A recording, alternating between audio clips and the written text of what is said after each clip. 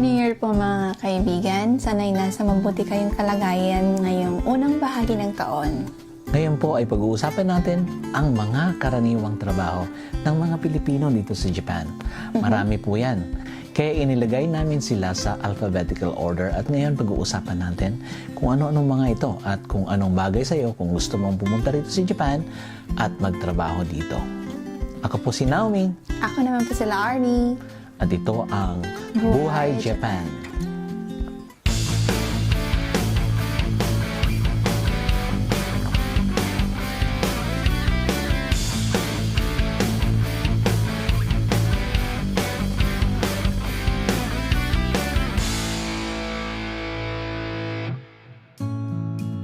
Ang una po nating pag-uusapan ay ang airport crew. Ang trabaho ng mga airport crew ngayon ay isa sa mga bago. Parang na-introduce lang nitong mga nakaraang taon. Ito po yung mga iba't ibang trabaho sa loob ng airport. Nandyan po yung taga-ayos ng mga luggages, taga-buhat ng mga luggages, naglilinis ng eroplano, o di kaya ay maintenance ng buong structure ng airport, naglilinis sa sahig. So, napansin po natin na may mga Pilipino na at iba pang mga lahi ang nagtatrabaho doon. Kung hindi tayo magkakamali, ang mga nagtatrabaho doon ay pumasok po dito ng training visa. So, itong training visa po ay isa sa mga uri ng mga visa na ibinibigay ng Japanese government sa mga gustong magtrabaho dito sa Japan. Ang susunod naman nating tatalakayin ay ang mga caregivers. Ito yung usong-uso ngayon kasi maraming pangangailangan ang bansang Japan.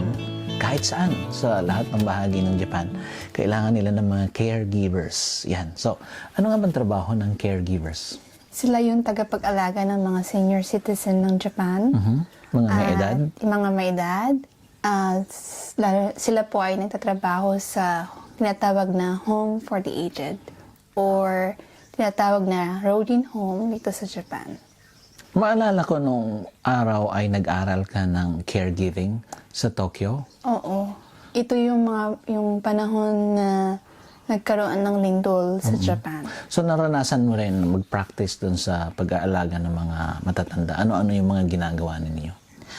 Ang mga ginagawa namin ay mga nagpe-prepare ng mga pagkain, naghahanda ng mga pagkain ng mga matatanda, at nagpapaligo ng mga matatanda.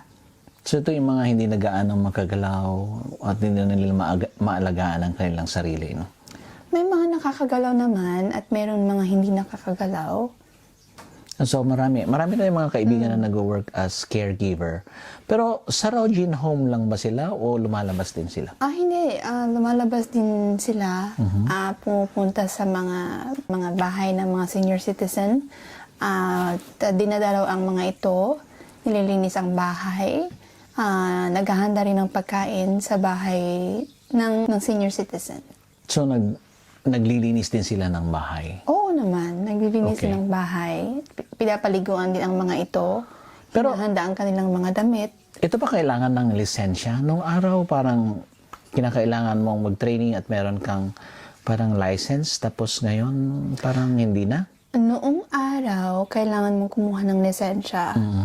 Ngayon, kahit wala ka ng lisensya, Magte-training ka na lang. Magte-training ka na lang sa loob ng isang Rodin Home o tinatawag na Home for the Aged. Tapos bibigyan ka na ng Bibigyan certificate. ka ng certificate. Okay. So, yan.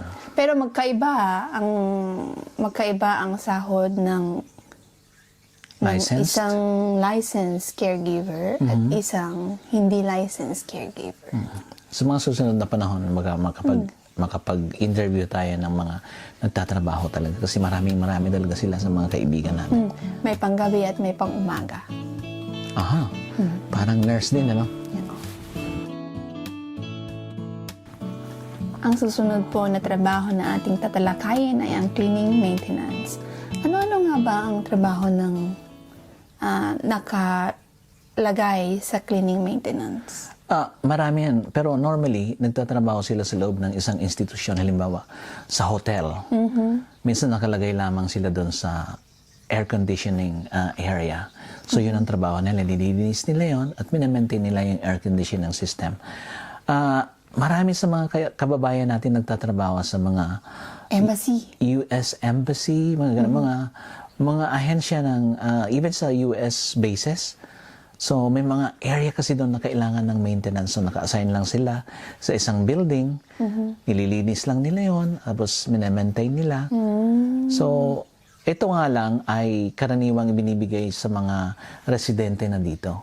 So, bagamat pwede ka pa rin mag-apply, medyo mas mahirap hanapin ito sa recruiting companies. So, ang cleaning and maintenance ay isa sa mga hindi naman kahirapan na trabaho dahil hindi araw-araw na ginagawa.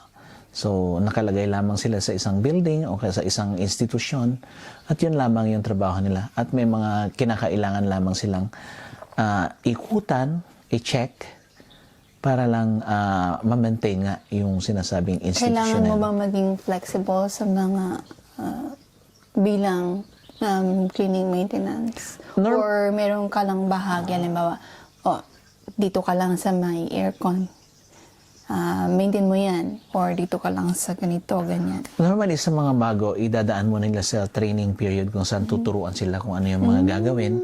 At pag nakuha na nila, mare-regular na sila dun sa lugar na yon. At yung iba, kung maganda yung institusyon na pinagtatrabahuan nila, tumataas ang sweldo nila habang gumagaling sila sa kanilang trabaho. Puntahan naman natin yung susunod na trabaho. Ito yung mga construction workers. So, marami tayong mga kaibigan na naging construction workers, no? Ito yung pinakamahirap, isa sa pinakamahirap na trabaho dito sa Japan. Lalo-lalo na kung summer, napakainit. Kasi nasa labas ka. Nasa labas lang sila. Kung winter naman ay napakalamig. Mahirap nga. Pero, ang construction worker ay medyo mas mataas ang sweldo sa karaniwang nagtatrabaho dahil siguro sa hirap na rin at panganib ng kanilang trabaho. Nabibilang dito yung mga, Depende kung dito sila nakatira at depende rin kung sila ay isang kasi nga meron ng mga trainees na dumarating, no? Yeah. Oo, mas mababa yung sweldo nila.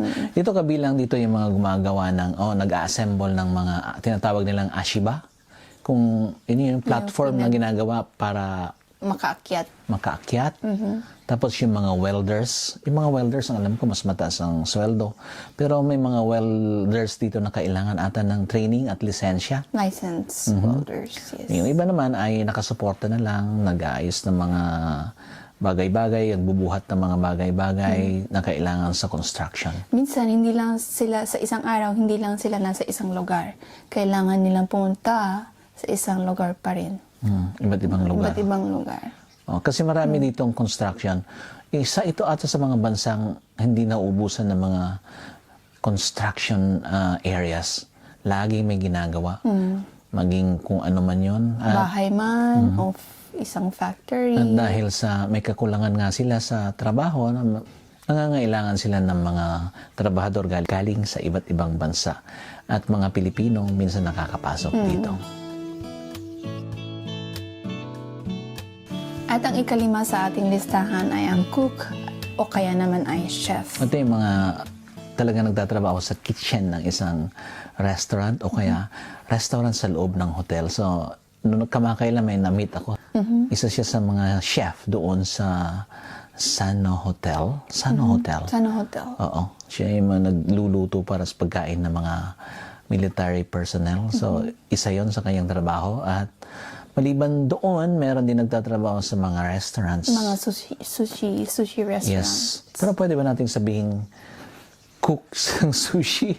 Parang sushi chef. Yeah. Yes. May kaibigan din tayo dun sa Tokyo na meron silang sariling restaurant. Ito ay specialist na na skill. So maaring iba ang kanilang visa. Iba lang yung sahod at saka visa.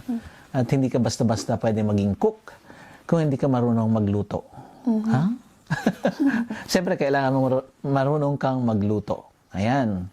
Shout out sa mga marunong magluto. Marunong ka ba magluto? Ewan ko. Tingnan mo naman ang iyong katawan. Yes. Ako ay expert po sa pagluluto. Ako ay... Expert sa pagkain. No.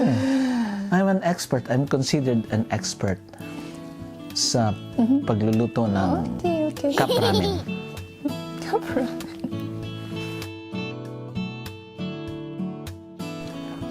Ang susunod ay mga driver. Marami pong nangangailangan ngayon ng driver dito sa Japan. Lalo-lalo na ang truck driver. Yes, truck drivers. Oo. May mga babae pa, no? Mga magiging truck drivers. So, may mga Pilipino na ngayon na nagiging driver sa Japan. Pwede silang maging taxi driver. Embassy driver. Oh, driver ng mga, mga nagtatrabaho sa embassy, kagaya ng mga ambassador o kaya mga iba pang opisyal ng embassy. At malalaki ang mga sahod ng mga ito. No, mas malaki ang mga sahod nila. Pero yun sa mga commercial air, kaparis ng taxi, mga truck na malalaki, kinakailangan makakuha ng ibang lisensya, specialized na lisensya. Pero malalaki ang kita nun. Sila yung mga kumikita ng mga 1 milyong yen sa loob ng isang buwan. Wow! Ang truck driver. Ang truck driver. Ang mga taxi driver ay kumikita daw ng 50 mang. 50 lapad. 500,000 yen pataas sa loob ng isang buwan na trabaho. Pero meron din mga private drivers lamang na normal yung sweldo. Pero isa yan sa mga karaniwang trabaho ng mga kalalakihan na mahilig at marunong mag-drive. Meron din mga babae. Wala pa akong nakitang Pilipinang driver. Meron nga kaya.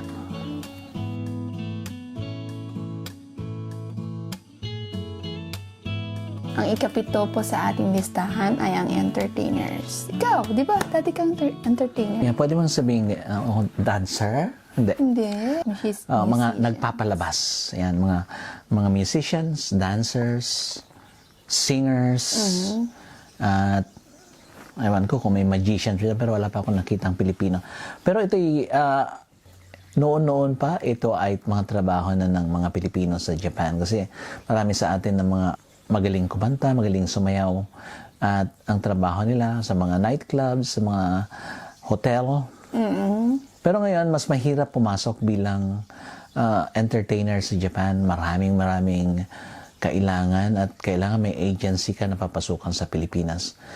Pero kapag mga nakatira na dito sa Japan, magagaling kumanta, magagaling magtugtog, madali silang makakuha ng trabaho. Pero kung galing ka sa Pilipinas, mag-a-apply as entertainer dito sa Japan, medyo dadaan ka sa butas ng Karayom. maliit na karayom. At meron pa rin naman nakakapasok, pero hindi na karaniwan. Mas marami na nga ngayon ng mga tao na Residente na dito sa residente Japan. na dito sa Japan na nagiging part-time na ay maging entertainer. Pero nung araw, mataas ang kita ng mga entertainers dito sa Japan. Ngayon, medyo nasa kalagitnaan na lang. Medyo hindi na siya gaanong mataas.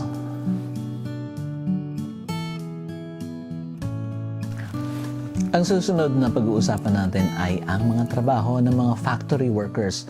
Ito siguro yung pinakamarami sa lahat ng trabaho ng mga Pilipino. Nariyan ang factory ng sasakyan, O piyesa ng sasakyan, gumagawa.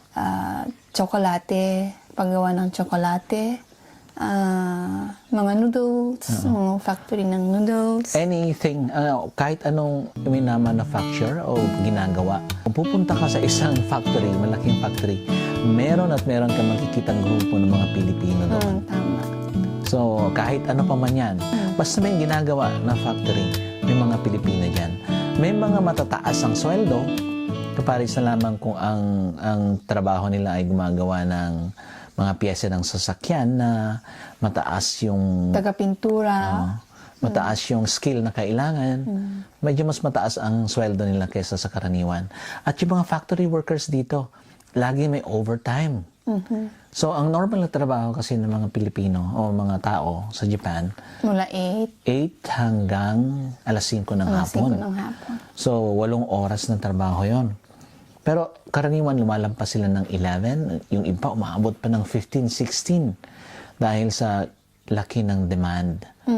At kapag nag-overtime ka dito sa Japan, may 25%? Yes, 25% raise ng iyong isang oras na sweldo. So, bawat oras plus 25% ka kung mag-o-overtime ka. At maliban doon, meron silang tinatawag na yakin o yung panggabi ang trabaho. At iba sa rin ang factory, sahod oo. doon. Meron ding 25% differential yan. So, may mga kaibigan tayo na mas gusto nilang magtrabaho ng gabi kasi mas mataas ang kanilang sasahurin bandang huli.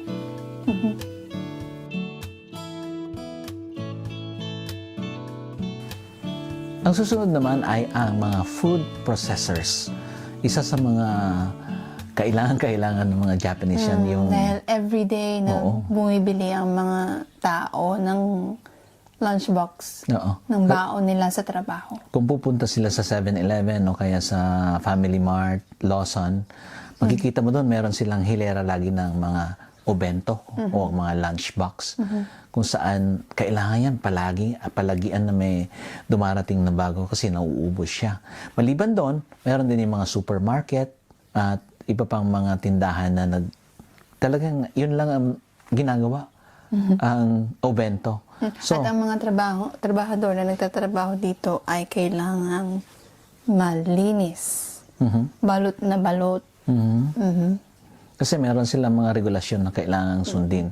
So maraming mga Pilipino ngayon, kahit dito sa aming syudad, daming Pilipino ngayon ang nagtatrabaho sa food industry.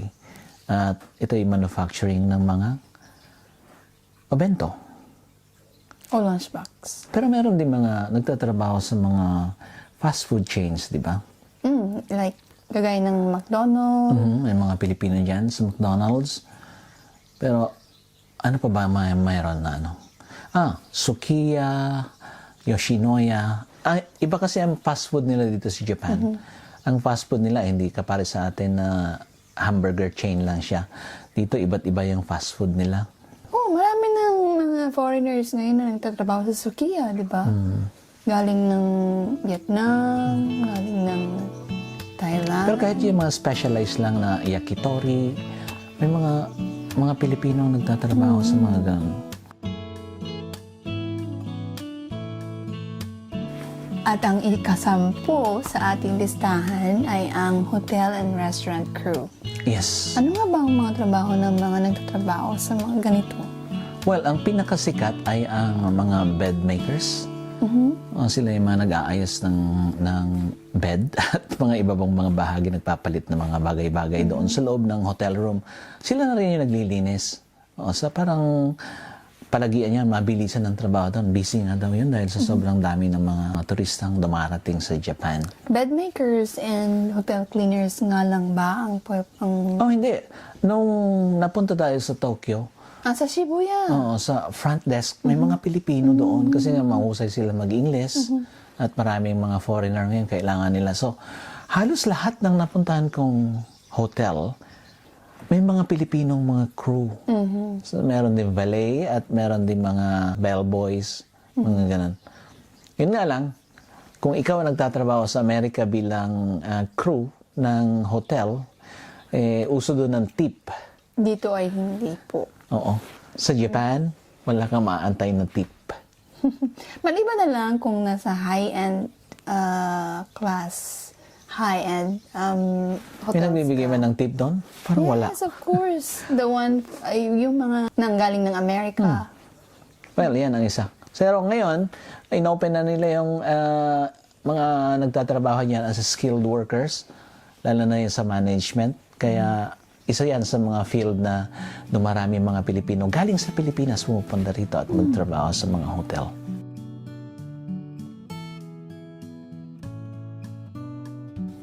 Ang susunod naman ay mga engineers. Karamihan sa kanila ay mga IT. IT. Oo. May mga kaibigan kami na ganyan ang trabaho. Computer lang ang kanilang ginagawa. Minsan nasa bahay lang sila. Minsan nasa bahay lang pag work from home. At medyo malaki ang bayad sa mga ito. Pero highly specialized ito. Hindi ko maintindihan kung ano mga pinaggagawa nila. Isama siguro na natin dito sa mga IT engineer yung yung mga programmers.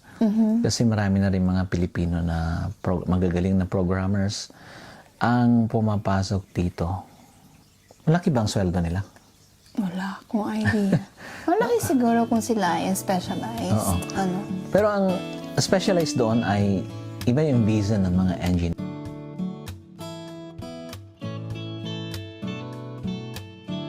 Ang susunod po ay ang trabaho ng isang interpreter at translator.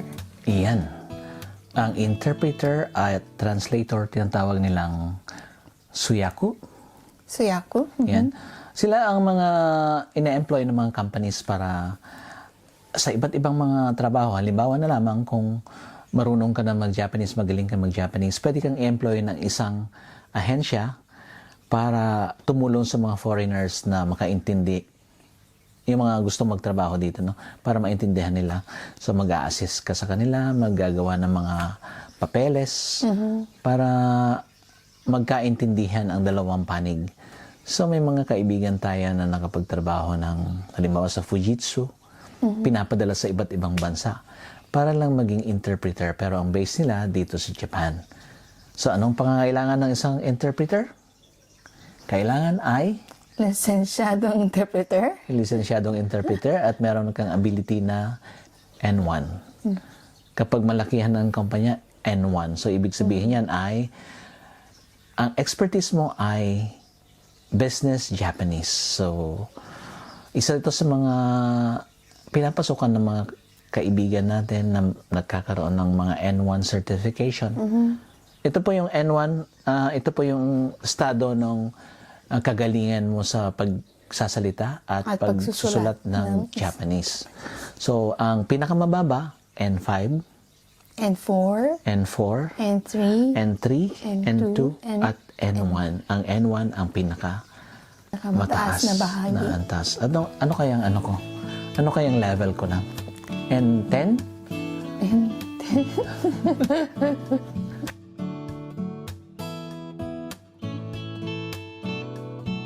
Punta naman tayo sa pinakahuli dito sa mga pangkaraniwang trabaho ng mga Pilipino.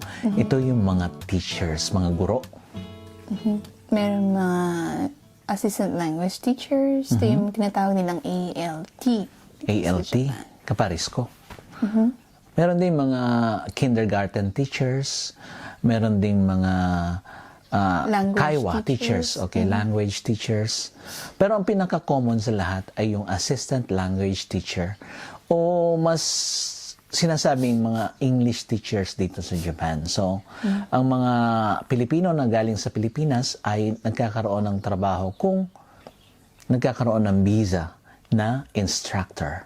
Dito ay maaaring makapasok ang ating mga kababayan galing ng Pilipinas. Direkta sa mga kumpanya na naghahanap ng mga assistant language teachers. Okay, so ang assistant language teacher ay normally papasok sa isang hakenkei siya o tinatawag na dispatch company. Sila yung mag-a-assign sa ALT sa loob ng mga public schools. Nagkaraniwan ay elementary school at junior high school. Bagamat meron ding high school at iba pang mga lugar, ang karaniwan ay elementary school at saka junior high school. Ang trabaho ng assistant language teacher ay mag-assist sa pagtuturo ng Ingles. Ay, minsan hindi lang isang dispatch company ang maaaring nilang pasukan. Meron ding tinatawag na JET program. At meron din yung direct hire na i-hire ka mismo ng Board of Education kung kaya mo makapag-apply sa kanila. So, Kaya lang ang karaniwan na nakakapasok sa BOE or Board of Education na mga ALT ay ang mga nakatira na dito sa Japan. Okay. So, wala bang palakasan dyan kapares nung sa ibang... Ay, wala po.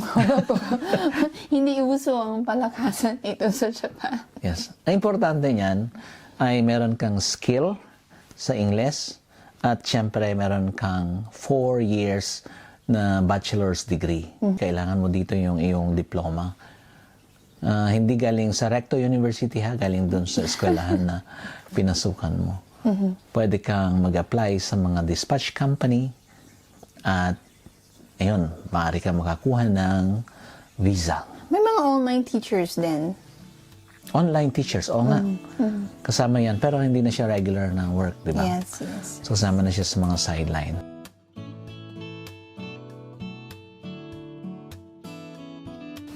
At yan po mga kaibigan, mga karaniwang trabaho ng mga Pilipino dito sa Japan. Bagamat meron pang mga ibang mga trabaho na pwedeng mapasukan, medyo kakaunti lamang po yung nakakapasok kapares ng nurse, di ba?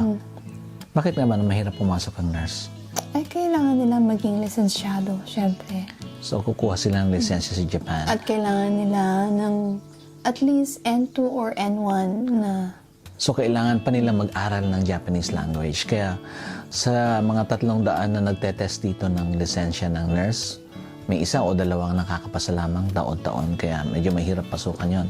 Meron din yung mga licensed na tour guide, pero kaunti rin lang nakakapasok doon sa mga ganong uri ng trabaho. Meron din yung mga gumagawa ng barko.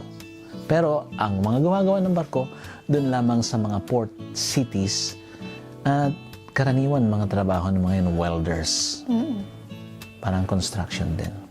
At kung meron po kayong idadagdag o mga katanungan, i-comment nyo lang po dito sa comment box. Tatalakayin natin yan sa mga susunod na pagtatanghal ng Buhay Japan.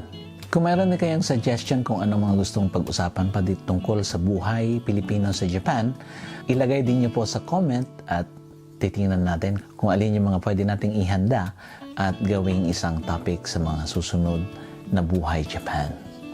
Sa susunod naman ay ating tatalakayin ang mga sideline o ekstrang trabaho ng mga Pilipino dito sa Japan. Oo, kaparis na yung mga ibang napasukan namin, nasubukan namin. At tiyak, makikita nyo kung gaano ka-diskarte ang mga Pilipino sa mga ginagawa nilang mga ekstrang trabaho para madagdagan yung kita. Ang hirap kasi ng buhay ngayon. So, parang kung isa lang yung trabaho mo, hindi ka kasya. Kulang. Kukulangin ka talaga. So, yan ay sa susunod na pagtatanghal ng Buhay Japan. Bye-bye! Paalam!